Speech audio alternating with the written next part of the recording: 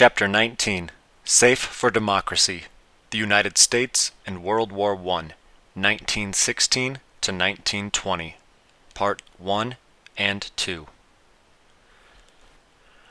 The Spanish-American War made the United States an international empire, but compared to Europe's colonial empires, its overseas possessions were small. America's empire was not territorial so much as it was economic and cultural.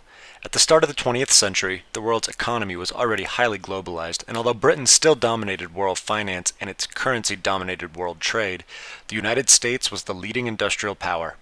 By 1914, the year that World War I began, the United States made more than a third of the world's manufactured goods, and its steel, oil, agricultural equipment, and consumer goods inundated European markets. Along with American goods moving to Europe were Americans, especially those from national and ethnic groups interested in the lands of their origins, such as the Irish Americans supporting independence from England, American Jews opposed to religious persecution in Russia, and Black Americans hoping to uplift Africa.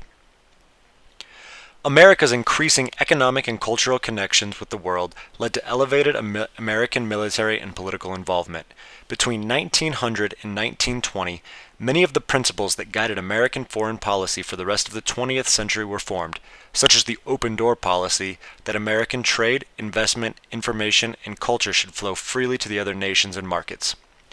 Americans discussed their foreign policy in terms of freedom. Rhetorically, this was expressed in a widespread belief that America spread its power and influence in the world not out of narrow economic or strategic interests, but to promote universal ideals of liberty and democracy. Woodrow Wilson and his policy of liberal internationalism best represented this tendency, as Wilson believed that political freedoms would follow wherever American trade and investment flowed. World War I became the test for Wilson's ideas and the progressives who supported him and sought to make the war an opportunity to reform America and the world. Progressive-era presidents who expanded government power at home did so abroad as well. Initially, their interventions occurred in the Western Hemisphere, which the United States had made its sphere to oversee in the Monroe Doctrine of 1823. Between 1901 and 1920, U.S. Marines landed in Caribbean countries more than 20 times, usually to secure a better economic environment for American companies that wanted safe access to raw materials or bankers who wanted to ensure that loans were repaid. Roosevelt divided the world into civilized and uncivilized nations, and he believed the former were obliged to establish order in a chaotic world. Roosevelt was far more engaged in international diplomacy than his predecessors, and while he disclaimed any American interest in acquiring overseas territory, he ordered multiple interventions in Central America. His first major action was engineering the separation of Panama from Colombia in order to build a canal linking the Atlantic and Pacific Oceans. In 1903, when Colombia refused to cede the land for the canal, Roosevelt helped to launch an uprising in Panama, and he deployed American gunboats to prevent the Colombian army from suppressing it. Having secured Panamanian independence and a treaty giving the United States the right to construct and operate a canal and sovereignty over the canal zone, Roosevelt launched one of the greatest construction and engineering projects in history. "I took the canal zone," he later exclaimed. The project, finished in 1914, facilitated American and world trade by drastically cutting shipping times. Roosevelt's interventionist foreign policy came to be known as the Roosevelt Corollary to the Monroe Doctrine. This policy expressed the right of the United States to exercise an international police power in the Western Hemisphere, allowing it not just to prevent European intervention in the Americas, as the Monroe Doctrine specified, but also forcibly to intervene whenever it deemed it necessary. Roosevelt feared that financial instability in the Americas simply invited European powers to intervene whenever they felt their investments were threatened. In 1904, Roosevelt invaded the Dominican Republic to ensure that its customs houses repaid debts to European and American investors. In 1906, he sent troops to Cuba to ensure stability after a disputed election. They stayed until 1909.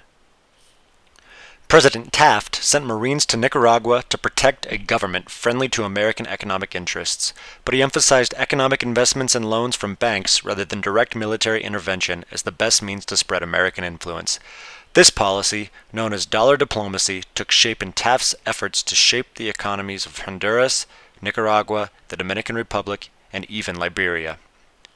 The highly moralistic Woodrow Wilson brought a missionary zeal and sense of his own and America's righteousness to foreign policy.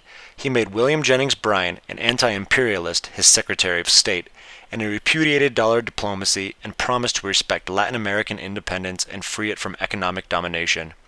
But Wilson believed that the United States had a duty to instruct other nations in democracy, and that American exports and investments spread American political ideals. For Wilson, American economic influence serves a purpose higher than profit, and his moral imperialism made for more military interventions than any president before or since. He sent Marines to Haiti in 1915 and the Dominican Republic in 1916 to protect American financial interests. They stayed in the latter country until 1924 and in the former until 1934. Wilson was most involved in Mexico, where a 1911 revolution led by Francisco Madero overthrew Porfirio Diaz's long-standing dictatorship. In 1913, without Wilson's knowledge, but with the support of U.S. ambassador and American companies controlling Mexico's oil and mines, military commander Victoriano Huerta assassinated Madero and seized power. Wilson was outraged, would not extend recognition, and vowed to teach Latin Americans to elect good men. When civil war erupted and Wilson sent troops to Veracruz to prevent arms shipments, they were met as invaders and attacked by Mexican troops. In 1916, after Mexican troops led by Pancho Villa killed Americans in a New Mexico town close to the border, Wilson ordered 10,000 American troops to invade northern Mexico to apprehend Villa. Chapter 19, Part 2.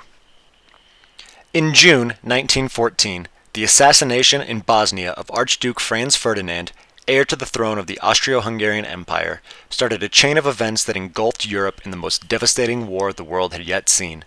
European nations engaged in the scramble for colonies had entered into a series of alliances that sought military domination in Europe. Austria-Hungary soon declared war on Serbia. Because of the alliance system, Britain, France, Russia, and Japan soon found themselves at war with the Central Powers, Germany, Austria-Hungary, and the Ottoman Empire, which included modern-day Turkey and much of the Middle East. After initial German victories, the war became mired in a long stalemate of bloody and indecisive battles. New technologies, such as submarines, airplanes, machine guns, tanks, and poison gas, produced unprecedented slaughter. In the 5-month Battle of Verdun in 1916, some 600,000 French and German soldiers died. 10 million soldiers and uncounted civilians perished in the conflict, which was immediately followed by a global influenza epidemic that killed 21 million more. The Great War inflicted a blow on the optimism and self-confidence of Western civilization, whose philosophers and statesmen had long celebrated reason and progress. The war also shocked the socialist and labor movements, which had valued international working-class solidarity over nationalism, only to see workers of different nations kill each other for their national governments. Americans were deeply divided over the war. Many Americans sided with Britain, associating it with liberty and democracy, and Germany with repressive and aristocratic government. Others, particularly German and Irish Americans, opposed supporting the British. Immigrants from Russia, especially Jews, also did not want America to support Russia and its Tsar, and the despotic Russia's alliance with Britain and France made it hard to believe that the war was a conflict between democracy and autocracy. Many feminists, pacifists, and social reformers believed peace was necessary for reform at home, and they opposed American involvement. Wilson at first proclaimed U.S. neutrality, but naval warfare disrupted American commerce and threatened America's neutral stance. In May 1914, German submarines sank the British liner Lusitania, killing nearly 1,200 passengers, including 124 Americans. Wilson protested strongly, and Americans were outraged, giving support to those who urged America to prepare for war. Advocates of preparedness, including Theodore Roosevelt and businessmen with ties to Britain, America's greatest trading partner and recipient of more than $2 billion in wartime loans from U.S. banks. Wilson was strongly pro-British and called Germany a natural enemy of liberty, and by the end of 1915 ordered preparedness to begin. In May of 1916, Wilson's preparedness policy seemed to have worked, as Germany suspended submarine warfare against non-combatants, allowing Americans to trade and travel freely without requiring military action. "He kept us out of the war" became Wilson's campaign slogan in the 1916 presidential election. The Republican Party was reunited, and its candidate, Charles Evan Hughes, lost to Wilson by only a narrow margin. Wilson acted quickly. On January 22, 1917, Wilson called for peace without victory in Europe and expressed his vision of a world order including freedom of the seas, restriction on armaments, and self-determination for all nations, large and small. Germany soon resumed its submarine warfare against ships sailing to or from Great Britain and sunk several American merchant ships, gambling that it could starve Britain into submission before America intervened militarily. In March of 1917, British spies made public the Zimmermann telegram, a message by German Foreign Secretary Arthur Zimmermann to Mexico asking it to declare war against the United States and regain its territory lost in the Mexican War. A revolution in Russia that deposed the Tsar and established a constitutional republic made it seem plausible to believe the United States would be fighting for democracy. On April 2nd, Wilson asked the Congress to declare war against Germany, which it did with a small minority of dissenters, in order to make the world safe for democracy. By the spring of 1918, when American troops arrived in Europe, the Communist Revolution, led by Vladimir Lenin in Russia, the previous November, had led to the withdrawal of Russia from the war. Lenin also exposed secret treaties by which the Allies had agreed to divide conquered territory after the war, embarrassing Wilson. In January of 1918, Wilson reassured the public that the war was a righteous cause by issuing the 14 points, stating war aims and providing his vision of a new international order. This involved self-determination for all nations, freedom of the seas, free trade, open diplomacy, the adjustment of colonial claims with the colonized, and the establishment of a general association of nations to preserve peace. Wilson believed this organization, which became the League of Nations, would act like the kinds of commissions progressives had established in America for ensuring social harmony and protecting the weak. By September, nearly 1 million Americans helped turn the tide of the war and pushed German forces in retreat. On November 9th, the German Kaiser abdicated the throne, and 2 days later, Germany sued for peace. Over 100,000 Americans died, only 1% of the 10 million killed in the war.